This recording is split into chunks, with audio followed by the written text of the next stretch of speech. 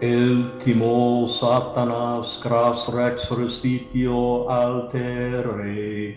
Almighty Satan, great ruler of the universe, Edit al strenium bupidis lerie untu bistitio.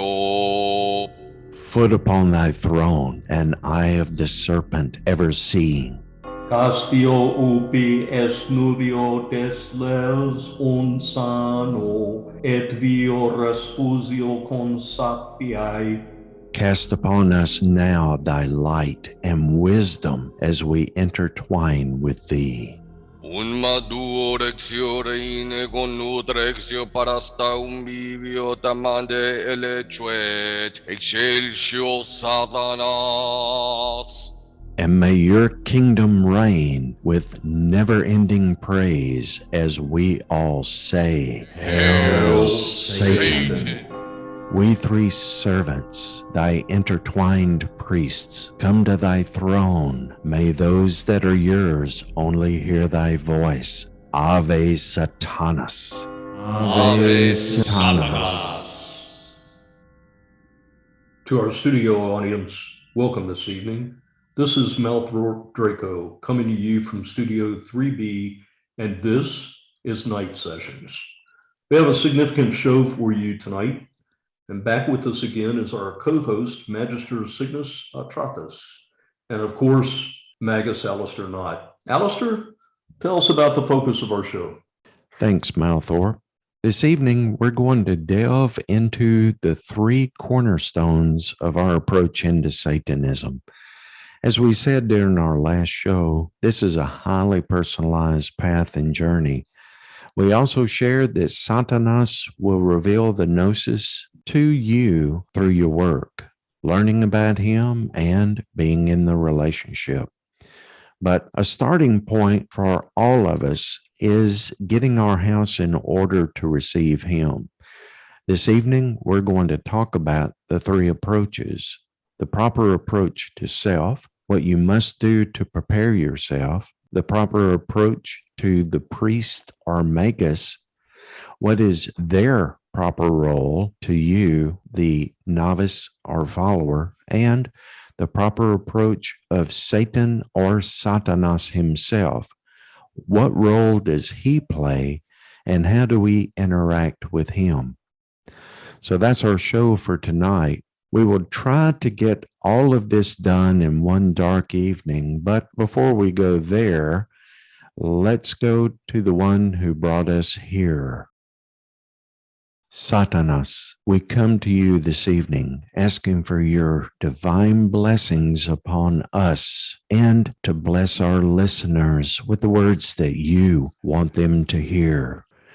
In your name we ask, so mote it be. So how is everyone doing tonight? Hey, Aleister, it's Malthorpe. I'm doing well. It's been a busy week. Really looking forward to this evening's show. Magus, Aleister, and Brother Malthorpe, it's always wonderful being here, divinely inspired in spirit, in his spirit, to be amongst you both, satanic magistry and satanic priests. Thank you for having me. Thank you, Malthorpe and Cygnus. Malthorpe, back to you for our questions of this evening. Thanks, Aleister. Let's get right into our focus on self. Cygnus, you've done some work putting your house in order and helping others to do the same. How important is it to be in the right state of mind and to have any psychological issues dealt with before you delve into the journey with Sathanas? This is a very good question, Brother Malthorpe. I would say first, to understand the dimensions of the human self, that we are diverse beings within ourselves, different aspects of ourselves. Simply also the body, the mind, and that inner dimension, which some might refer to as the spirit or the soul or the essence. And in order to prepare the home, like a home that has a foundation, the self has foundations that I would say, pillars of operation, as a being and as one prepares themselves to approach the throne, the magistracy of Sathanas. And because this is such a personalized path, And yet at the same time, what are those maybe tangible action steps that we could do to prepare ourselves? It's a balancing insight that I think the individual has to really honestly look at within themselves. But typically speaking, I would say the majority of the work that one does on this path initially is to work through the psychological domain of the self, the emotional realm, the psychological realm. This very much has a part in what we think we receive from Sathanas, from how we interpret the events, the magical events or occurrences, to that experience in the ritual chamber. So essentially, as I mentioned in the previous episode, know thyself and come to know Sathanas. But this is a very preliminary function. So I think addressing so-called psychological issues, not to be in denial of them, not necessarily having anyone else call you out, but you yourself, to yourself, when you look in the mirror. One concept that I enjoy is radical honesty. We as Satanists socially often pride ourselves to be adversarial with others, even when especially when we're early or younger in the path. We want to many times advocate or be adversarial with certain issues or social issues or things of that nature. And I would say in turn, with yourself also, radical honesty. When you look in the mirror, you have to be able to call yourself out if you need to, and to do what you have to do, in order to clean up your house. And that's a personal question, because you can have all the people in the world telling you what you're going to do. And well, as adversarial as many Satanists are, including myself, well, we don't want anybody to really tell us what to do, don't we? We want to live our own lives. So then, well, be responsible with yourself, be honest with yourself, because if you're in denial of whatever's going on in your life, I would recommend you come to see your own skeletons in your closet first, because if you don't, perhaps they'll come out when you least expect them. Thanks, Cygnus. I like what you said about getting your house in order. It's not that easy, is it? I mean, I think about my own walk and my own journey there. We all have issues to deal with. Do you have to be perfect before you enter into this journey? Personally, I would say there really isn't a state of perfection. I would say that perfection is our imperfections, which also leads to a state of really just self-acceptance, acceptance of being human. Magus Aleister, in his recent premiere just momentarily ago, mentioned the importance of accepting myself, my humanity. And that's really a big component of it. But I would say that perfection lies in my drive to aim towards satanic alignment, kind of like a pit bull, just relentless. I'm never going to give up. I'm never going to quit. So regardless how difficult it is, I'm always going to push forward to break through or to break. Doesn't matter if you fall, though, as the old cliche. I would say this path demands that we get back up.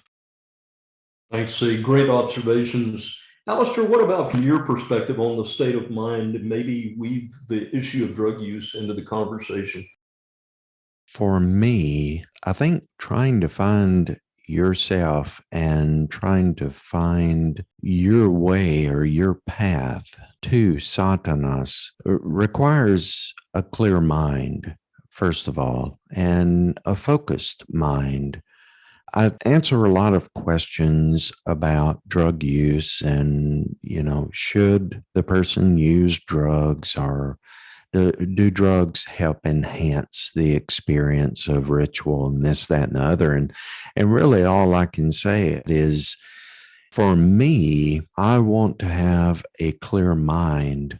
I need to have a clear mind during ritual and during meditation and things like that. I think for me, drugs in my past, especially with heroin, I was in no state to try to connect with Sathanas at that point in time. And I'm really glad that I never tried to do that. I think that a lot of people find that drugs may be an excuse to perform ritual, and before long, it ends up being a slippery slope into addiction. The person is wanting to do ritual so that they can do drugs. as opposed to doing ritual and perhaps using drugs to enhance that experience. So it's a real slippery slope. And I'm not really speaking of morality or anything. I'm speaking about personal safety and the safety of mind and having a clear mind. Yeah, I think that's right. My own personal experience and discussions with others, that's its own journey. And Sathanas is a specific journey that requires focus and direction and listening and being able to hear the gnosis. Sometimes the words are not very strong initially. And so it takes a really honed ear to be able to hear things and to visualize things through the veil. And I just see a separation between the two. I think you're absolutely right about that. Aleister, you've seen a lot of us broken folks come to you. Frankly, I think I wasn't completely ready the many years ago that I opened the door. What's the biggest impediment that people do to themselves that you sort of shelve away their questions because they shouldn't go any deeper until they get to a better place? I think the number one thing is the lack of open-mindedness. In other words, a person already has a preconceived notion of what their life and their walk on this path is going to look like. They're constantly looking for things that confirm what they already believe, instead of coming into it open-minded and allowing the path to develop.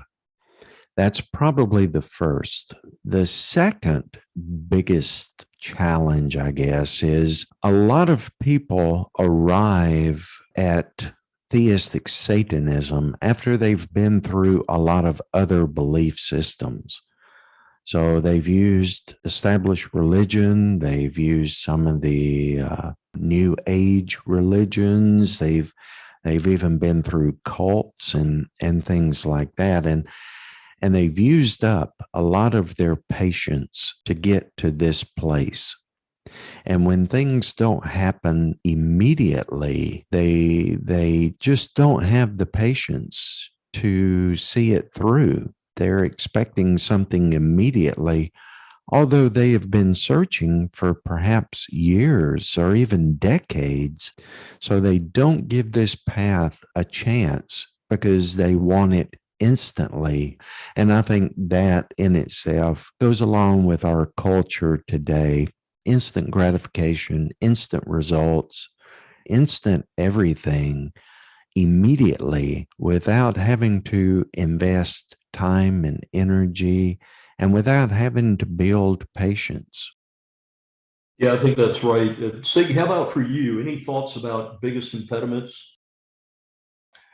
I would say the first that comes to mind is fear. To what extent is their fear impeding the seeker? And practically, would they be able to overcome that? And I think there's elements of that are normal. And as a satanic priest, where I often find myself supporting others' journeys, part of my responsibility to sometimes determine, is this to help the person discern for themselves, really, is this path really for you? Because one has to challenge their fears and be willing to do that, not to be immobilized by that, and to see it through. Is one. Another one, as Magus brilliantly mentioned, but having an open mind and also critical thinking. I would say many times people come with the attitude of entitlement. And I would say definitely that this path, satanic theism, is not entitlement. And critical thinking kind of goes along with that, because you have to do the work and you have to think for yourself. And this is a path, I would say, that does require that, and maybe think critically and to be willing to do the work. And Magus mentioned immediate gratification, right? I think is important. I think if what often now, especially with society, everything now, I want things now, but in clicking, swiping, and just ding, ding, ding, ding, kind of reminds me like an ongoing gambling machine. So I would say really, if you want to hone in on Sathanas, impulses, learning, and not only patience, but impulse control. To unplug from this sensory overload that's constantly just either draining us, pulling us away from ourselves, from that connection really with Sathanas. So you want to be master of your domain, master of your senses and of your compulsions. You really want to be master of, that's how I see it rather in my journey to in the refinement of self. So, and also to relook at what really are your goals here. How realistic are your goals? And are you willing to do the work to get there? Again, not entitlement. Going back to the impulses, I would say I often also see a lot of sometimes narcissism, me, myself, and I, me, and which I get it. This path is about self-empowerment. And sometimes I think that gets confused into maladaptive behaviors, sociopathic type of narcissistic, unhealthy dynamics that you might find in certain satanic groups. And I'm definitely not interested in any of all that. So I would also recommend clarity of mind and clarity of consciousness as much as possible to retain a state, an organic state, as strong as possible, and within your own sobriety, clarity of mind. Let's look at the signs. I think I would say that if you want to be successful, keep your mind sharp, hold a job, learn how to manage your finances. You know, Satan is the Lord of this world. Well, he's not living on grandma's couch on social media, just blasting away how powerful you are. You know, I would say that there's time for establishment, you know, if you want to bring abundance into your life. Cygnus, let me ask you a follow-up here. Any other best practices other than what you've listed for getting into that right mindset to move your individual practice forward? You know, Luciferianism, most recently, as I understand it, is built upon around the premise of ipsa scientia potestas is, knowledge is power. So folks often come into this path seeking knowledge. So we do everything we can to seek. We buy books, we go, we become maybe hungry, and naturally so. And there's a period for that. I would say in the early phases, we're more occupied with acquisition, wanting more. What else can I get? It's important to kind of go through that phase. I would call that also the research and development phase. But at some point, how many books can you buy? How big is going to be your library? How many wands are you going to have? How many robes are you going to have? How many bells? And I can go on and on. How black are you going to paint your walls? Because I've been in rituals, I've had all of that, and I felt no magic. It felt more like an actor's studio, which is fine. But I didn't sense anything being, you know, moving. So I would say there's a fine balance. At a certain point, yes, knowledge is power. But what is that knowledge if you can't apply it? Where is the black wisdom? And that's when knowledge is applied. So how do we apply that? And the irony of it all is many times we overcomplicate. So sometimes you have to know when to just put those books aside, and when all else fails, revert to the basics and repeat it and go deeper. Eliminate any desire for results. Go for the sake of devotion, simply to prostrate yourself before the altar of Sathanas. Not just me, myself, and I, like a little kid on Christmas. Gimme, upset that mom and dad didn't give you a present. Prostrate yourself before the altar of Sathanas and be willing to receive whatever he gives you. You know, so whatever he gives you is going to be great. So not only does that cultivate gratitude, also cultivates a spirit of humility, open-mindedness. It puts you outside of the driver's seat and it lets him drive. And that is what being a servant priest is about. So to give you some examples of some basic skill sets that are always good no matter what. This is going to serve you from young to old for the rest of your life, as long as you're on planet Earth, learning how to breathe, learning how to calm your nervous center, learning how to self-regulate your emotions. When you're driving in the car, people are cutting you off. You know, are you unhinged, hanging out the window, or are you there? Are you present, seated in your consciousness? When I go to the store and I'm waiting in line, people are on the phone. Sometimes I just stand there and I might look like I'm waiting like everybody else, but very rhythmically in my breath, in through my nose, out my mouth, in through my nose, Ave, out through my mouth, Sathanas. You might not even tell. I'm just another guy in line.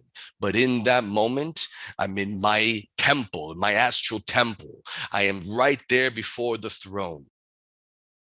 So, Aleister, I think Sig raised a really good point. There is this sense of not getting going, somewhat waiting for the completely aesthetic environment, the moon and the stars to align, purchasing and reading all the right books before we get into ritual or get into prayer. What do you say to the novice that just won't get started on the journey because they're waiting for Satan to align all the stars? Just do it. Sathanas wants people who will step forward. He will make you into what you need to be successful on this path. If you wait and procrastinate over and over again, the fact of the matter is there is never a right time for anything. You may think that there's a right time. You may feel that now is not the time, but ultimately taking that step forward is a step of faith. And if you do that, that in itself will be rewarded. Just stepping out in faith. Now, books are great. Books will help you to educate yourself. They will help to immerse you into whatever theism you're looking at or are interested in. But what a book will not give you is the relationship with Sathanas. That is something that is specific and individual between you and him. And it's like any other relationship. Until I actually start building the relationship, it's all theory and there's no relationship there. So I guess the best advice I could give is to start the journey. Right now is the time. You can't go back in the past and you can't go forward into the future, but this moment will determine where you are in the future. Yeah, I think that's well said, Aleister. You have been such a dear Magus to me, and you and I have had a really great walk together in a lot of ways. You've led me. Ultimately, though, you kind of kicked me. I remember at one time and said, "Look, you gotta go and do some work. You've got to go and have your own thing. It can't just be relying on my own thing or my leadership of you." I remember one other teacher that I had, Volek, told me at one point, it's kind of like an airplane. You keep waiting to take off, and sometimes you think you've taken off, but then you realize you're not really ready. The plane circles back around and lifts back up. There's nothing that's going to violate some sort of time mechanism. Sid, what do you say about that? If somebody's scared or they feel like they aren't really ready because maybe they don't have their psychological house in order, what should they do there? Do they take a break for a few weeks? Do they go and talk to somebody about it? What's the on-ramp for getting that fixed? Very simply, it's important to get help if you feel you need it. There's nothing wrong with getting help.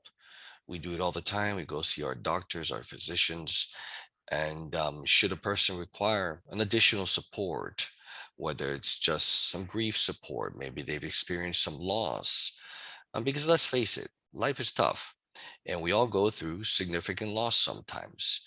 And many of us that come onto this path have gone through difficult things in life. The common ground of why we connect with each other, because we also understand each other's plight, and we can relate also to the meaning of what Sathanas means to us.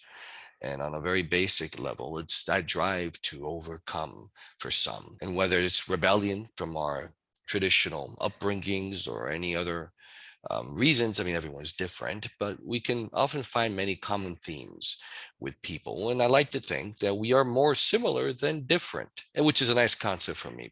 We can come together as we're doing today. And for me, I call that idea of Satanists come together as the satanic collective, maybe even putting our differences aside. And if a person feels that they are reaching a state in their path where they're maybe stuck, or maybe they're feeling apprehension or fear.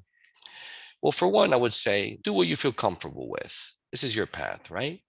Do what you feel comfortable doing within reason. And I would say stay healthy. But at the same time, if you feel you're too comfortable and that maybe it's becoming more like stagnation, that when it's time to grow, well, you can challenge yourself to grow because it's not always going to be comfortable if you want growth. So, for example, if you feel a little fear, maybe challenge that. And some people feel apprehensive or fearful about invoking demons, or they feel they're not ready yet. Well, there's a lot of things that go into that. Don't be reckless, or be informed, do your studies, grab all the books, read. And if you have the luxury of reaching out to someone that you trust on this path, that maybe he's had more experience or that can guide you or answer a question, that's okay too. That is a luxury. It's a beautiful luxury to have. These are resources, and a practitioner, a theistic Satanist, can leverage these resources, people, counselors, for your goals, for your aim, which is ultimately should be a path of self-empowerment, to stand in your power. There is something to say about an objective perspective, about somebody that's kind of standing outside who can just give you a clear perspective, a different perspective. There's nothing wrong with that either. A person can benefit from that as well. You are ultimately the master, the creator or destroyer of your world. So pick and choose wisely, oh dear seeker. That's great, Cygnus. Thanks so much. Aleister, let's begin our second segment, and that's the approach of the priest or the magus. First off, give us a quick definition of what a magus is and where that word comes from. Well, Magus is it's an ancient word. It's a very old word. It's a title that is given to someone higher in the ranks of magic. Different belief systems have different names for that. We choose Magus in Magnum Opus. For us, it holds more about roles and responsibilities than it does title. As a magus, I am a servant of the coven, not necessarily a leader, and certainly not in an authoritative position, but more of serving and fulfilling the needs of the coven. Many people get that confused when they email me and they ask for my help and they want to ask a million questions and go on and on and on. And then finally, I can't answer any more of their questions because I need to take care of our coven. They have needs. They're asking questions. My patrons as well. So from that perspective, a magus takes care of the needs of the coven, just as the satanic priests in the coven help see after the group and minister to the members of the coven, just as you and Cygnus. The same holds true for that of the magus. Thanks, Aleister. So you get a lot of questions and you get a lot of requests. Many of us have frustrated you, I think, over the years from our desire for easy answers. As a teacher, what are the types of questions we should be coming to you for answers and things you should be answering? And what are those things that just not the correct role for you to be addressing that we still come and ask you for? It sounds like we've got the do's and don'ts. Let me start with the don'ts. Don't contact me or anyone else on the left-hand path and ask how to sell your soul. That is probably the biggest red flag that says, I don't know what I'm talking about. If you ask that kind of question, you're basically identifying the fact that you have not done any research. You're operating off of some fallacy that has been out there for years and years, which is just bunk. So that's probably the first question not to ask. The next question is, can you help me to do blank? It's a very common question. Instead of trying to understand what our belief is about, trying to form a relationship, a person is going, I'm entitled, give me what I want. So many times I'll get people that will absolutely ask question after question after question.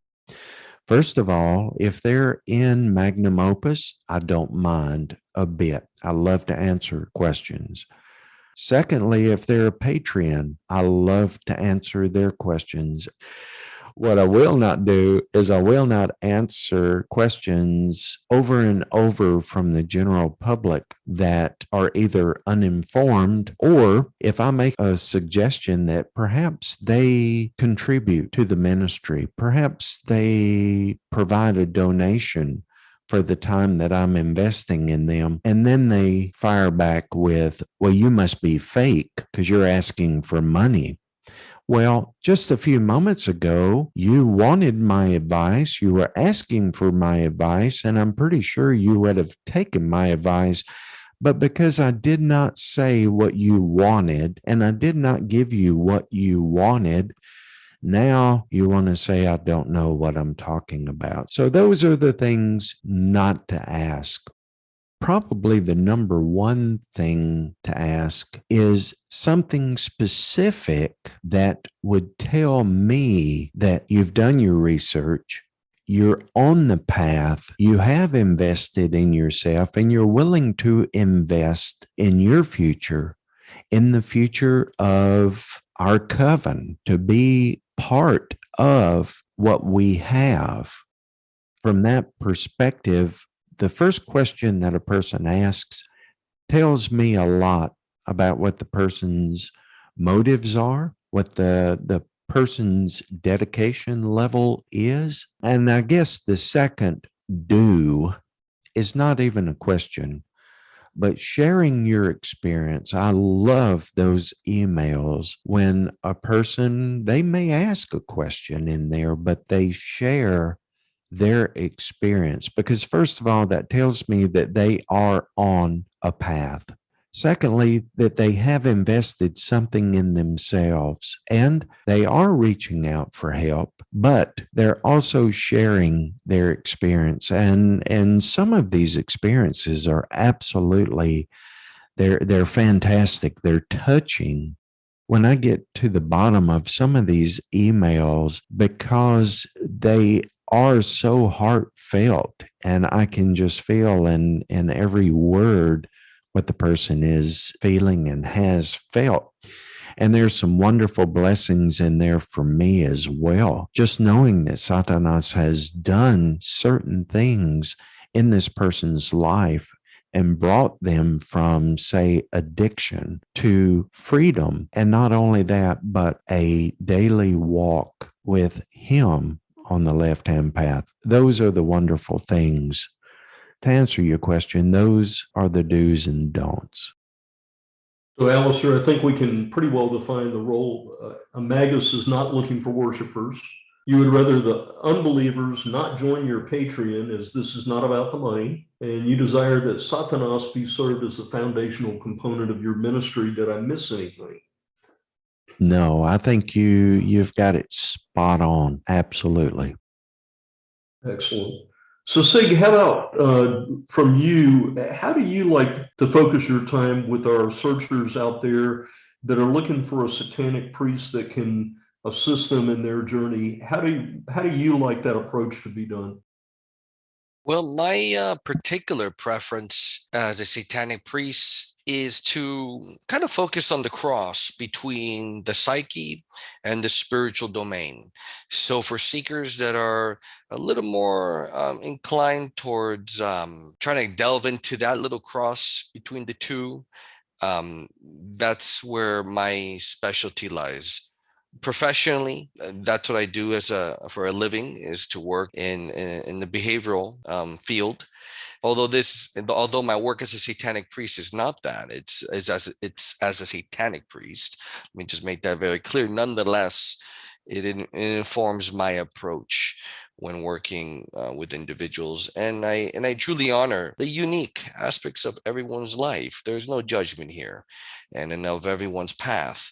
So that's what I like to focus on. I also like to focus on my channeling or my writings, continually always working on scripts, cantations or grimoires or poetry or reflections. And so it's very enjoyable for me, as well as working on projects as with you and brother Magus, Aleister Nacht. And I always like to establish new goals to move forward on this path. So I keeps me growth orientated, and I enjoy that. But I'm always open to authentic seekers, and I look for motivation. I look for how sincere are you and how motivated are you, and the right questions, as Magus mentioned.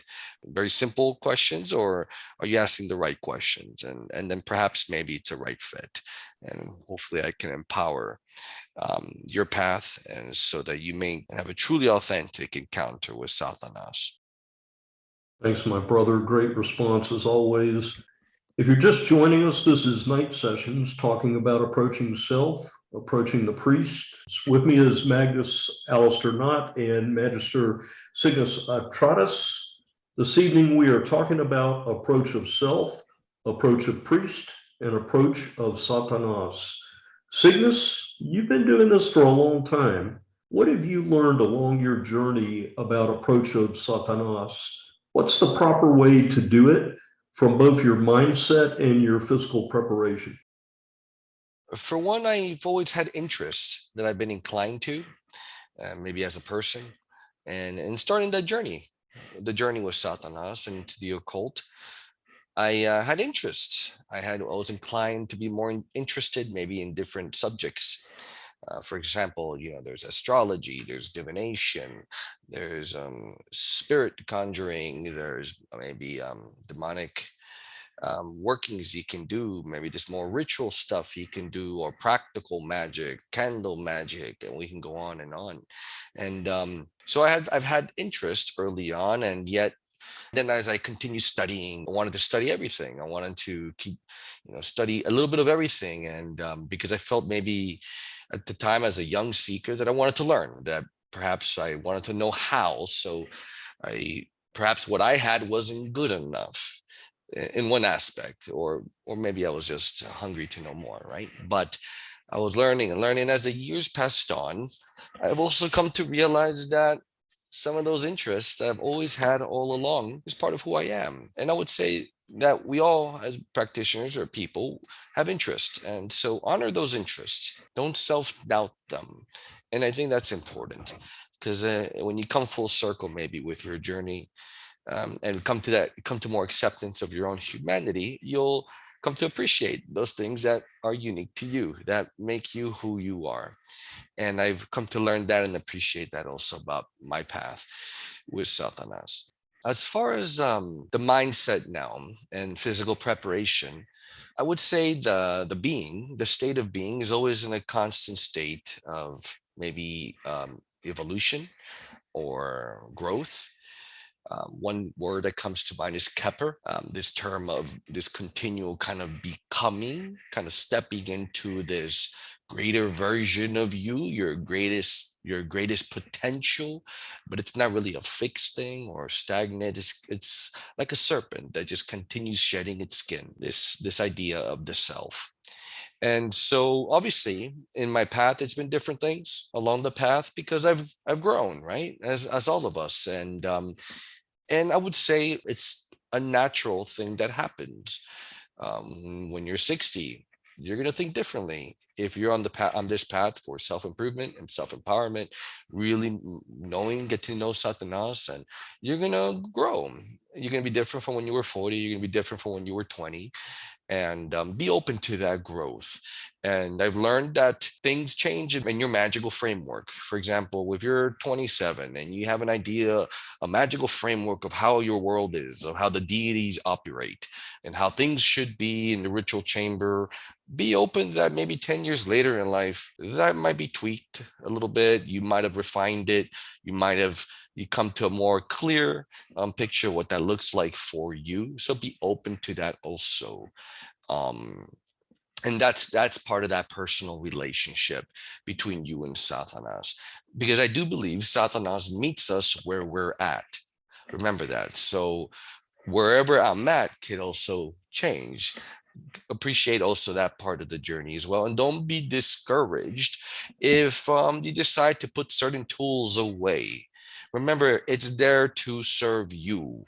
So when something outlives its purpose, I think it's a good question to ask yourself as a practitioner: is this still serving me, or is it time to let it go? As with relationships in life, as with mentors or teachers or friends, I mean, if you're growing, don't ever feel guilt or shamed. That's not what this is about. That's what you find in the other path, in the right-hand path. There's a lot of guilt and shame. You can't ask questions. No, that's not what that's about here. You ask questions and walk your path and honor yourself. And so now where I'm at, as far as honoring the mindset of physical preparation, well, I'm a little more disciplined perhaps in my journey now than I was when I was 20 years old. I'm probably a little less impulsive, definitely less impulsive than I was when I was 21 or something. I'm definitely a lot more focused now, more focused than I ever been, because I'm also more sober. I live a very, very clear. I like to have my mind very clear, like a red lasers. When I'm in the ritual chamber, I'm focused. There's nothing else in my mind. There's no thought interjections. I'm completely focused on that task. And that type of mental discipline or attention span, I mean, I'm not saying it's the best, but it did improve. So there's things that I like to do to prepare for that. Definitely deep breathing. Learning how to slow down the nervous system, learning how to reduce the sensory overload and all these impulses that kind of, you're driving, you go, life. I mean, turn on the news, things are happening, everyone's all shook up. But when you go in the ritual chamber and it's time to now turn off the lights, you're now going into another world, really, or another dimension. So how to prepare for that? So, diet goes into it, what foods not to eat. I mean, if you just ate a big plate of spaghetti and meatballs and you're stuffed, I mean, how the hell are you going to chant something? You're going to be burping the whole way. Figure out for yourself. That's great. Thanks so much, Sig. And I always love the finesse by which you do this stuff. And Aleister, how about from your vantage point? What do you think in terms of adding something here that maybe Cygnus didn't cover? I do think that eating too much pasta and meatballs will make you burp. I love that. That's wonderful. I think he summed it up nicely. The only thing I could add to that is the journey is the relationship, and the relationship is the journey. The two things happen simultaneously along the left-hand path, or at least they should. So I would say for those that are starting out on their journey, just realize the relationship is what's important. If you form the relationship and you have a good, solid relationship with Sathanas, then the journey is going to be so much easier than trying to just go on the journey without the relationship. Also, I would say over my path over the years, I have become a little more cynical from the aspect of those who come into my orbit initially. And that's just because so many people come and go. And I can't tell you how many times I've had people write and say, I'm all in, I'm devoted, I'm going to do great things. A month later, they're not around. They're gone. They're off to something else. So I guess from that aspect, I always approach first contact and even subsequent contact with people with a little bit of apprehension and a little bit of, I guess, reserve because of that fact. I mean, over the years, I have invested a lot of time and energy in talking with people and trying to develop a relationship, because that's That's what this whole thing is about. That's what life is about. Beginning a journey and the relationship with the person.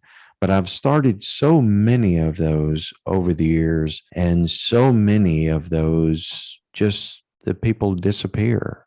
They're all in, they talk themselves into it. But ultimately, what this is a journey, not a destination. It's a journey. And they come on strong, they get fatigued or what have you, or their circumstances change and they're gone. Never hear from them again. So I guess from that perspective, I approach things a little bit more pessimistic, as opposed to, okay, well, let me help you any way I can. The physical preparation, I guess, one thing that I can pass along is the physical preparation is what you want it to be. So here's an example. I get so many questions that are basically saying, how can I have a sanctum, or how can I do a specific ritual because I live with someone else, or I don't have the space to do that, or, I live with my parents, or, I have roommates, or, I've got a wife or I've got a husband, how can I do this? It's about the physical. And the best advice I can give there is not to worry too much on the physical part of it. Again, focus on the relationship, because it's not about the black candles. It's not about the altar table. It's not about the chalice. It's not about any of that if the relationship is not there. All of that is really the mechanics, but it starts with the relationship. And if you don't have the relationship, it really doesn't matter what occult store you shop at and what things you have and what incense you burn.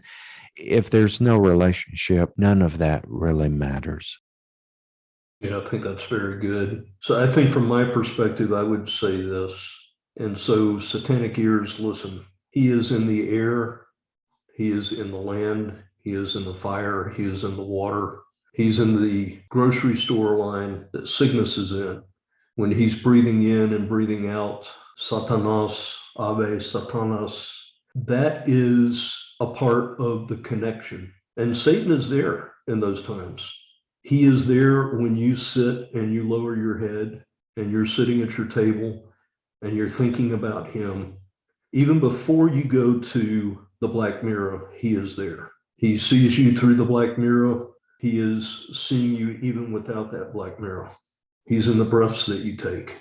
The realness of that relationship becomes significant when you sit down and you stop and you listen, because the voice is very much like a whisper. It's not a loud, overwhelming thing. He sets the tone. You may be focused on Astaroth, and there's nothing wrong with Astaroth. Astaroth is a wonderful demon to work with. But if he wants you to work with Belial, you're going to see Belial between 2 or 3 lines in a book. You're going to hear his name mentioned over and over. Others are going to bring his name to you, and he is going to whisper that in your ear, and he will come to you with that in your dreams, and that becomes a part of the gnosis. And then you begin to understand the importance of working with the beings that he is directing on your individual path and your individual journey. And then you will also realize that he sets the pace. We don't set the pace. We may get frustrated and get tired of the homework and get tired of the focus and get tired of the discipline. But the fact of the matter is he sets the pace. And that's both from the standpoint of learning and from the standpoint of advancement. Anyone who enters into this walk and thinks that within 2 months they're going to master something is really on a pipe dream, because that's not the way it works at all. You won't be frustrated, but you will frustrate yourself if you don't realize that that pace is set by him. Sit back, enjoy the ride, focus on the work that he has for you, and go at his pace and his timing. And he'll lead you from there. If you release yourself, he will lead you from there. Anything you gentlemen want to add before we get into the last question? Brother Malthorpe, that was incredibly powerful. And Magus Aleister, the personal relationship, as you mentioned, that just really conveyed a deep truth there, a deep, deep truth there. Yeah. And I mean, there's just so much energy moving right now. I'm just deeply moved. And when humbly, what I just want to add, what instills perhaps is the love, just for the sake of it, the love of doing it, the love of just delving into it. And that inspiring just drive that just moves every aspect of oneself to just do whatever it is you want to do in this path. Enjoy the journey because you just love it. You know, you're enjoying every aspect of it. It's like driving a car when you're going down the highway. If you're too focused on the map, you're missing out on the landscape here. Or are you that person just looking out the window saying, wow, just enjoy it, love it, and everything else will just fall into place. Absolutely. Well said. It's the relationship. That is the important part. Satan is not an ATM. You can't come to him and give him anything so that he will give you everything that you want. Come to him for the relationship and you will get what you want, but it has to be the relationship. You have to choose what you do for a living carefully because you will spend a majority of your time doing that the rest of your life. And this journey is the same way. If you don't want to be in that relationship, if that is not what you seek, don't try this path. It's not for you because all it's going to do is frustrate you, just as you said, Malthorpe. It's just going to frustrate you. That's great, Aleister. Thanks always, and Sig, great wrap up as well. So let's move on to a final question. Cygnus, we're going to start with you. What is the ecstasy that you get from having a relationship with Sathanas? Yeah, and this is one of those questions. It's almost hard to describe in a sense because it's like describing a mango if you've never tasted one. I think the Taoist speaks similarly. The experience of the Tao is almost as if you have to just come to experience yourself. The moment I try to describe something, I can limit that experience. But I could tell you this: in those moments of union, I often in my writings, I make a reference to a figure of speech or a few words I talks about the emergence into the heart of Sathanas, where I am in him and he is in me and we are one. And in that ecstatic divine state of union, I cease to exist. I simply merge and become one with his consciousness in that experience. And he is gazing through my eyes and I am gazing through his. And that state of divine ecstasy is like an eroticism that you've never encountered. To describe it of sort, it's something that's I can't explain. Ironically, once again, it's incredible, and it's I am compelled by love, and it's love that drives me, just complete passion. And in my journey, I've come to the point where I no longer really desire anything other than to just to be there and to be of service and to offer my devotion, and I'm just truly grateful for that. Yeah, Aleister, how about for you? What's the ecstasy you get from your relationship with Sathanas?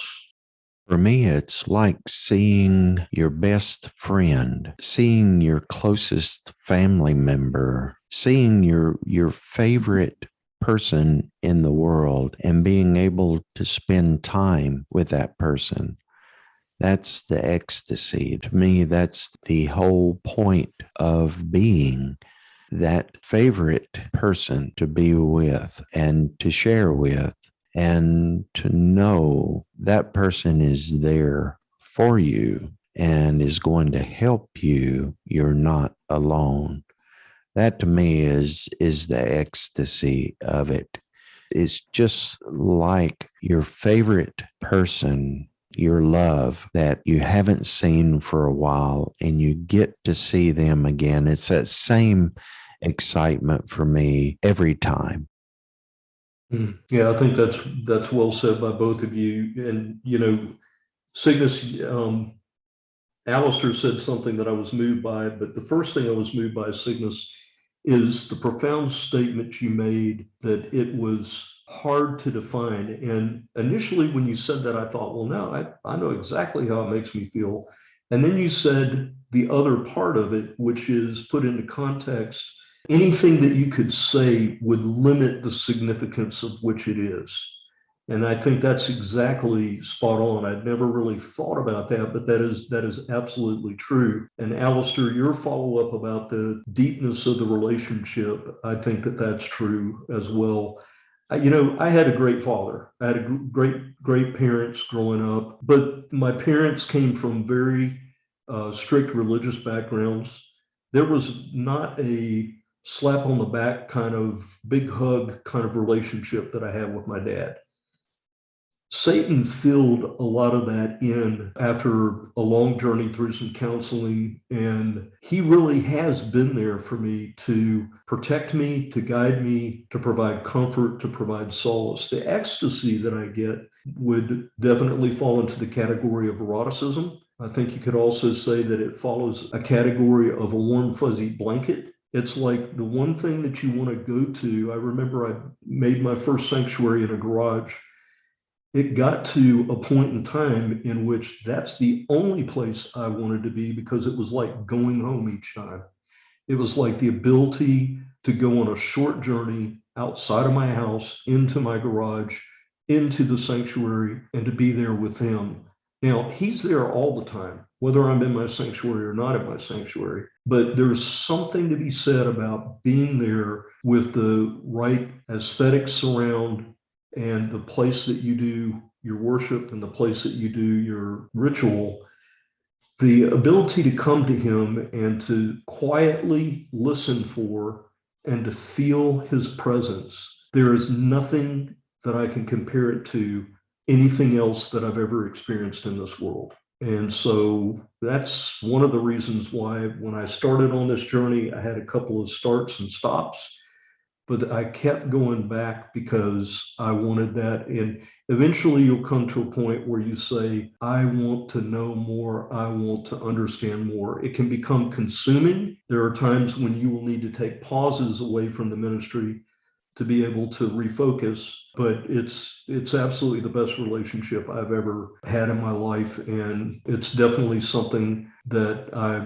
will not be able to depart from because of the significance that he brings. I think you gentlemen feel the same way. Oh, absolutely. And I love that description of it, Malthorpe. That's a wonderful description. Spot on. Absolutely. So, Sig, anything else to add there before I get us to our final part of our journey for tonight? I encourage the listeners out there. Again, you're not alone on this journey. I hope this podcast has served you, and I encourage you to reach out if you have any questions, here to support you on your path. Even the smallest of actions can be the most powerful. So even if it's a place where you feel that you're constricted or limited or oppressed, and you don't have access to many things, well, you do have access to the darkness within yourself. Close your eyes. Go into a calm state, mark thy brow with the sign of the beast, and breathe. And with a slow growl, just chant and fill your being with his essence. Hone in on that connection, on that personal relationship of the Sathanas. I want us to stop for just a second. I want the audience to stop for just a second. And I want us to think about the audience as being a finely tuned ear for what the Father wants to tell individual members of the audience tonight. So what I'd like to ask each of you to do, what's the most important message that you all believe we could send out from Satan, that you want to send to our listeners, that may be gnosis for many about their relationship with Satan? Aleister, let's start with you. I would say the relationship. That is the most important part. And for those that are listening, understand that you are going to have challenges. You're going to have difficulties and you're going to have life. It's going to happen to you. But always know that you're not alone. If it does you any good, if it helps you any, know that we are part of the extended family. So those under our voice tonight can know that you're not alone. You're right here, right in this moment, right with us. Cygnus, how about from you? Deeply, deeply profound, Magus Aleister. And I really think that's the core of it all. And if I may add just some humble words, you are perfect the way you are, even in those supposed imperfections. Come to a full acceptance of your humanity. The time is now. Don't put for tomorrow what could be done today. Live in the present. This is your greatest gift, Satan's gift for you. I would say listen to his voice. It's like a whisper. It comes like a mist through the night. Listen for it. Watch for it. Be attuned to him, attuned to his voice. If you take up the mantle and follow, he will lead, but you have to listen. Quiet your mind. Quit focusing and over-focusing on everything that you've read and let that go and focus on him. Gentlemen, anything else to add this evening? This is wonderful. I love doing this. I love working with you guys on this. And I really, really do hope people find this to be a satanic blessing. I really do. Sig, how about from you, my brother? Your satanic blessings for both of you brothers, Magus Aleister, Frate Malthorpe Drako, and to all those here, satanic blessings to you. That's a Indeed. wrap. Thank you both for being here and for what you do in your service to him.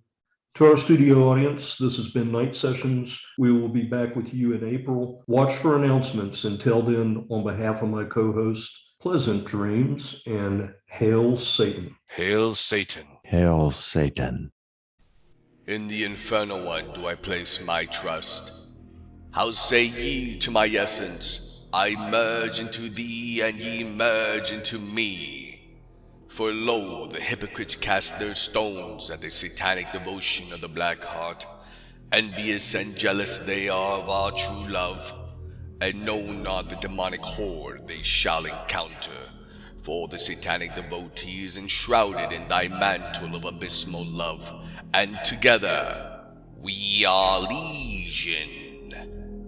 The infernal one is enthroned in his anointed temple. The Dark Lord's throne transcends the heavens and the hells. His eyes gaze the universe of his mind, piercing through the illusions of men. The tester trieth the dabblers, and through adversity refines and strengthens the essence of the true devotee's love. Upon the bones of the profane he shall build his new temple, and upon the remains of Zion shall he rain fire and brimstone and a horrible tempest. This shall be the beginning of the end of this divine tragedy and comedy. Welcome to the new satanic era.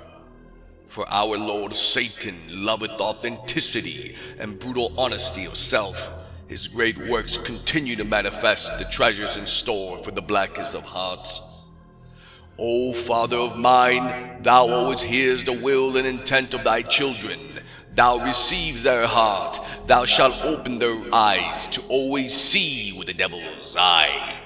Father of the fallen and outsiders, embolden thy blackened flame within the essence of our being, so that the chosen men and women of the earth shall reign as kings and queens of the world's heavens and hells.